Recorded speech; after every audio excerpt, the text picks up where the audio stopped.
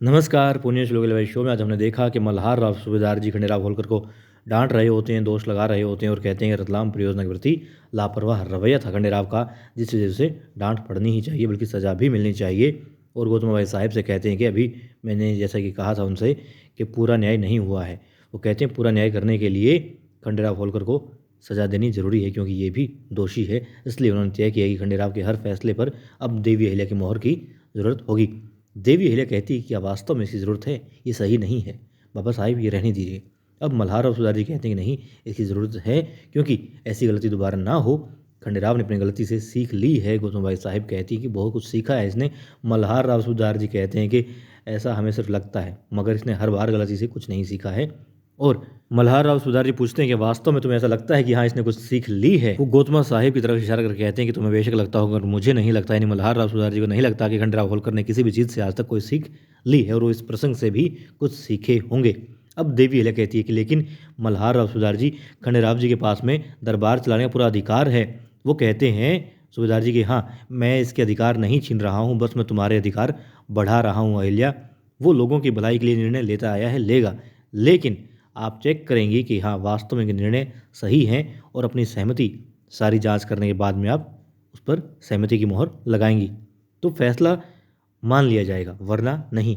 खंडेराव कहते हैं कि बाबा साहेब, मेरे अधिकार वापस लेने का आपके पास बहाना नहीं था, जो आपको मिल गया है। और वैसे भी कभी भी कोई अधिकार आप देना ही नहीं चाहते थे अपने इस बेटे को। सिर्फ बेटा हूँ इसलिए आपको मतलब कि मजबूरी में ऐसा करना पड़ रहा है, वरना आप कभी भी ना तो युवराज बनाते, ना छोटा सूबेदार बनाते और ना ही कोई अधिकार देते। आपके पास कोई विकल्प नहीं था, इसलिए आपने हमेशा करना पड़ा जो नहीं करना चाहते थे। और हमेशा आपने खंडेराव की क्षमता, प्रतिभा की उपेक्षा ही की है। हमेशा गलतियों पर ध्यान दिया है, ना कि उसकी अच्छाई पर। खंडेराव होलकर कहते हैं कि आपका निर्णय मुझे स्वीकार है और मैं जानता हूँ आप ये निर्णय क्यों ले रहे हैं, लेकिन फिर भी स्वीकार करता हूँ। अब खंडेराव होलकर गुस्से में वहाँ से चले जाते हैं और देवी अहिल्या के पीछे पीछे जाती है। तब गौतम साहिब कहती है कि आपका निर्णय सही नहीं है। अहिल्या खंडेराव की पत्नी है, आप एक बार पुनः विचार कीजिए। तब वो कहते हैं कि निर्णय हमारा सही है और उसे सज़ा मिलनी ही चाहिए थी। अब मल्हार राव सूबेदार जी गौतम भाई साहिब को एकांत में छोड़कर वहाँ से चले जाते हैं और वहाँ दिखाते हैं, जी हाँ, गुन्नू जी पूछ रहे होते हैं कि महल में भला कैसे रह सकते हैं जहाँ लोग उस पर अब हंसेंगे। वो हारे हुए हैं और वो हारा हुआ जो कभी वीर हुआ करता था अब महल में नहीं जा सकता। धना सरदार कहते हैं कि बेटे, तुम एक अपराधी के बेटे हो, तुम्हें मैंने वो चीज़ें सिखाई हैं जो मल्हार राव सूबेदार जी ने कभी भी उसके बेटे को नहीं सिखाई, सिखा भी नहीं सकता। वो कहते हैं ऐसी क्या है, क्या सिखाया आपने? वो कहते हैं विश्वासघात सिखाया है तुम्हें, धोखा देना सिखाया है, चापलूसी सिखाई है, और ये चीज़ हर किसी की बस की बात नहीं है। और यदि आपको तरक्की करनी है तो इन चीज़ों की आवश्यकता है। अब दिखाते हैं देवी अहिल्या मुक्ताबाई को खाना खिला रही होती है। तभी एक दासी आती है और देवी अहिल्या से पूछती है कि मल्हार ने खाना खा लिया? वो कहती है जी हाँ खा लिया, लेकिन छोटे सूबेदार जी ने नहीं खाया है। फिर देवी अहिल्या कहती है कि तुम रसोई में मेरा इंतज़ार करो, मैं आती हूँ और थाली मैं खुद लेकर के जाऊँगी उनके लिए।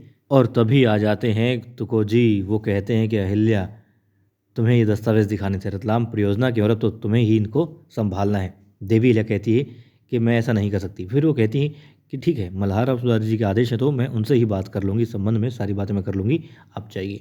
वो चले जाते हैं। देवी अहिल्या उन कागजातों को रख देती है और अपनी बेटी को फिर से खाना खिलाने लगती है। फिर देवी अहिल्या अपनी संतान को भोजन करवा करके वस्त्रों को समेटने लगती है। और अब मल्हार राव सूबेदार जी ये सब देख रहे होते हैं और वहाँ पर दिखाई दे रहे होते हैं। कमाल की बात है, वैसे गुन्नू जी धना सरदार जी के साथ में धना सरदार आराम से वहाँ पर भी मदिरापान कर रहे होते हैं। और तभी दरवाजे पर आहट होती है।